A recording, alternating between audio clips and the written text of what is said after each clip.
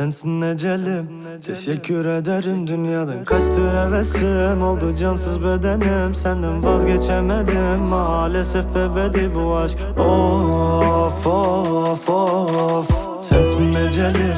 Teşekkür ederim, dünyadan kaçtı hevesim. Oldu cansız bedenim, senden vazgeçemedim. Maalesef ebedi bu aşk. Of of of. Yıkıldığım o kadar belli mi? Belletti gözlerim aynaya baktığımda. Senden zaten hiçbir şey gelmedi. Düşün